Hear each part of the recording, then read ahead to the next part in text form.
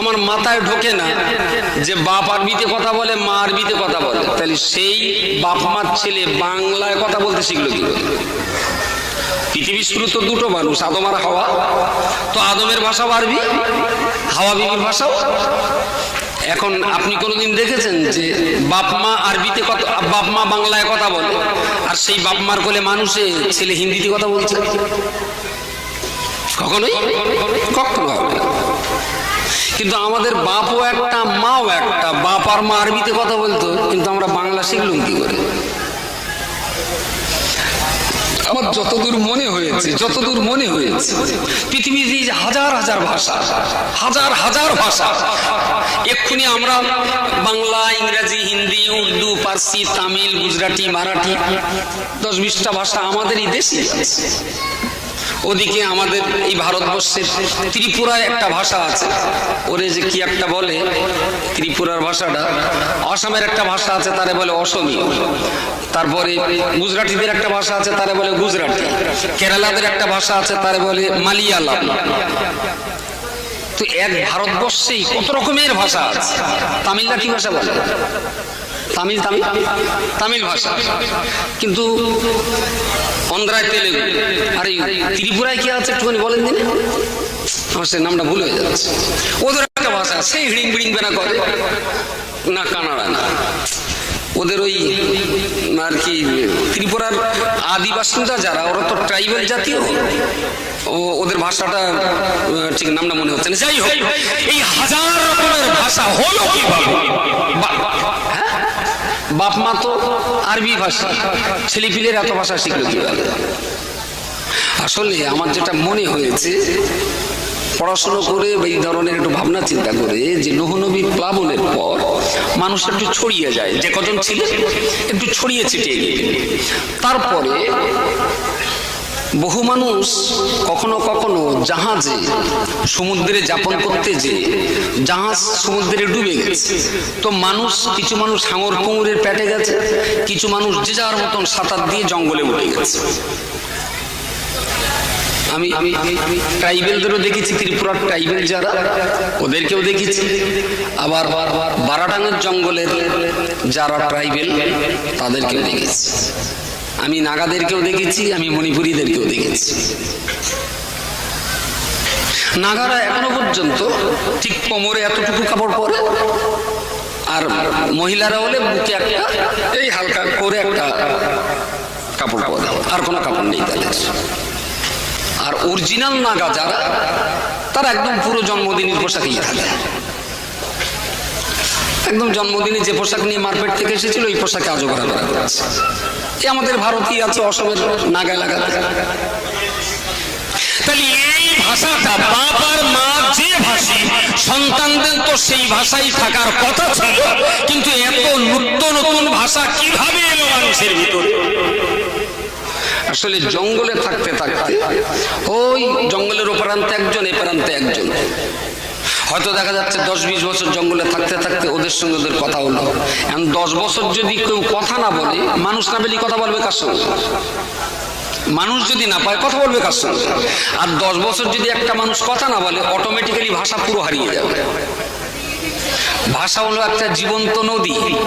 যদি জোয়ার ভাটা খেলে, জোয়ার ভাটা মানে কিছু কথা দেবে, কিছু কথা নেবে। যদি জোয়ার ভাটা থাকে তাহলে নদী ঠিক থাকবে, আর জোয়ার ভাটা না থাকলে নদী মজে যাবে। তো একটা মানুষ যদি ধারাবাহিক ভাবে 10 বছর কথা না বলে, অটোমেটিক্যালি সে তার ভাষা হারিয়ে ফেলবে, কোনো কথাই সে আর মনে করতে পারবে না। এইভাবে জঙ্গলে দীর্ঘদিন থাকার পরে ওরা নিজেদের মাতৃভাষা বলিয়া যে ভাষাই ছিল সে ভাষা হারিয়ে গেল। এবারে এর সঙ্গে ওর জঙ্গলের ভিতরে দেখা হতে আওয়াজ করলো, নতুন করে আওয়াজ আর শব্দ করতে করতে নতুন আবার একটা ভাষার জন্ম হলো। এবার এই ভাষাটা আর মূল ভাষাটা দুটো জোড়া দিয়ে আর একটা জন্ম হলো। আমরা বলি কলম, এটা বাংলা ভাষা না আরবি ভাষা। আমরা বলি কাগজ, বাংলা ভাষা না উর্দু ভাষা। আমরা বলি উকিল, বাংলা ভাষা না আরবি ভাষা। আমরা বলি মুক্তার, বাংলা ভাষা না আরবি ভাষা। আমরা বলি চেয়ার, বাংলা নয়, এটা ইংরেজি ভাষা। চেয়ার ইংরেজি ভাষা, আমরা বলি ব্যারিস্টার, বাংলা ভাষা না, ইংরেজি ভাষা।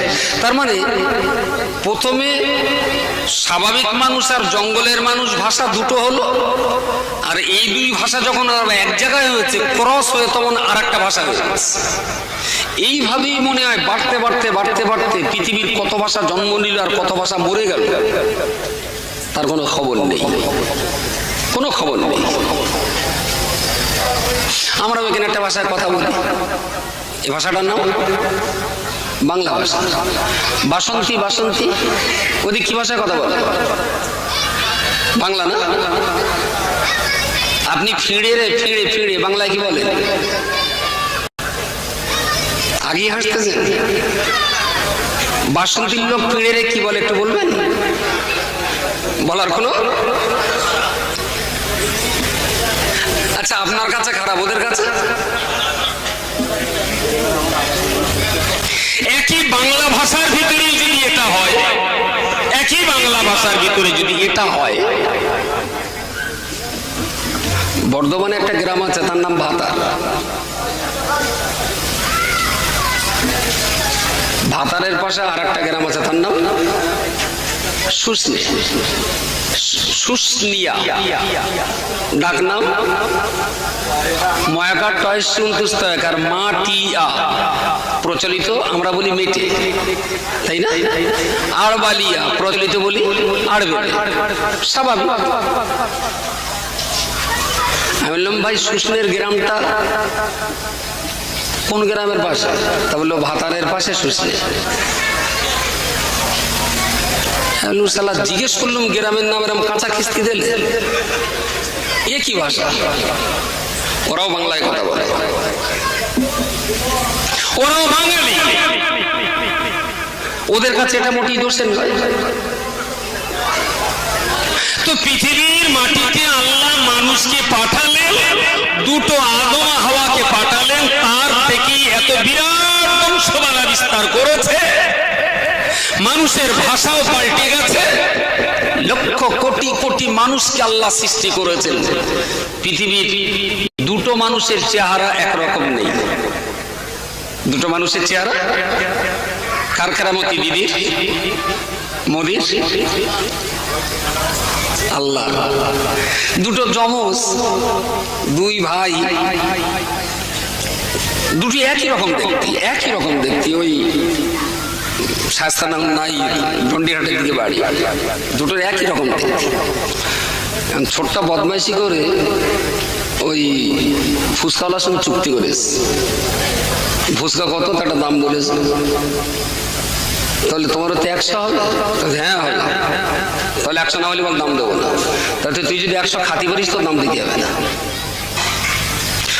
তুই 100 খাতি খাবি কি করে এই ফুচকা? ওই তোর 100 খাতি মানে তুই 70 টাকা তোর দাম দিতে হবে। ও 30-40টা গিলে ভেতরে গিয়ে ছোট্টার পেটকে দেশ ওদের দাঁড়া একটুখানি তোর পানি ভাল নামে একটু পানি খেয়ে আসি, গলা আটকে যাচ্ছে। বললো ওকে ছোট্টার পেছকে দেশ, ফুচকালা দেশ, ফুচকালা। বোঝার কোনো লাইন নেই, জমজ ছেলে আসেন এরকম। কিন্তু এই দুটোকে যখন এক জায়গায় করে দেখবে তারতম্য অবশ্যই। কাজ সৃষ্টি গুলো মানুষ ভাবে আল্লাহকে নিয়ে। প্রিয় শ্রোতা মণ্ডলী, মনে রাখো, আদম নবী আলাইহিস সালাম পৃথিবীর জমিনে আসলেন, সেদিন তো গোস্তের কাবাব ছিল না, সেদিন গোস্তের ভুনা ছিল না, সেদিন গোস্তের শিক কাবাব ছিল না, সেদিন আপনার গোস্ত রান্না করবার বিভিন্ন রকম আজকের দিনের যে ফর্মুলা, এই ফর্মুলা সেদিন ছিল না। সেদিন বেগুন আলু পটল রান্না করার ফর্মুলা ছিল না। নবী আদম এবং মা হাওয়া আলাইহিস সালাম খেত গাছের কাঁচা ফল, সেদিন খেতে হয়েছে। গাছের কাঁচা ফল খেয়ে জীবন ধারণ করতে হয়েছে। তারপরে আমার আল্লাহ মাথায় বুদ্ধি দিলেন, ওরা আস্তে আস্তে করে কোন প্রাণী খাওয়া জায়েজ হবে। জঙ্গলের হরিণ এবার জবাই করে নবী আদম হাওয়া বিবি আলাইহিমুস সালাম আগুনে পুড়িয়ে কাঁচা গোশত আগুনে পুড়িয়ে খাবার প্রচলন শুরু হলো। ও বান্দা মনে রাখুন, তবে অবশ্যই আমার আল্লাহ বলে দিয়েছেন যখনই সেটা খাবার জন্য প্রস্তুত করতে যাবে, সেটা জবাই করবে, তার দেহের রক্ত বেরিয়ে যাবে, তারপরে তোমরা সার গোশত ছাড়িয়ে খাবে। ও বান্দা মনে রাখুন, তাহলে আদম নবী জমানা থেকে সেই জমানার মানুষের যে খাবার ছিল, আজও মানুষের সেই খাবার রয়েছে। তবে খাবার প্রক্রিয়ার পদ্ধতি যতদিন অতিক্রম করেছে, ততই কিন্তু খাবার মজা আমরা বাড়িয়েছি, খাবার মজা বাড়িয়েছি। খুব ছোট বয়সে সিঙ্গাড়া খেতাম, শুধু সিঙ্গাড়া দিত, এখন তার সঙ্গে চাটনি। খুব ছোট বয়সে রসগোল্লা খাতুন, তার একটা বরকত ছিল, খাওয়ার পরে শেষে ভেতরে আঁটি বেরোত, রসগোল্লার আঁটি মনে পড়ে না নাকি? এখন রসগোল্লা এরকম টিপে ছেড়ে দিলি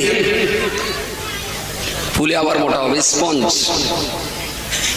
তখনকার দিনের যে খাবার খেয়েছি, যত দিন যাচ্ছে তত মডিফিকেশন হয়ে যাচ্ছে। আচ্ছা, কুকুর তো জন্মগতভাবে এক খাবার খেত, কাঁচা গোস্ত টোস্ত খাওয়া।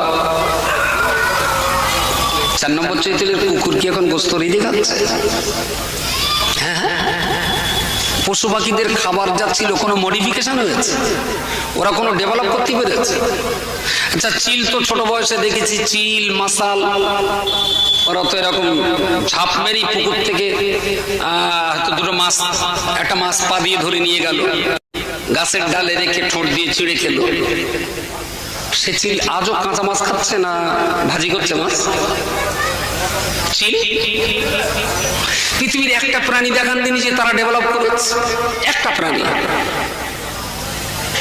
যা কিছু ডেভেলপ উন্নতি ঘটিয়েছে, কারা কারা কি দিয়ে? এটা দিয়েছেন, সুবহানাল্লাহ বলেন।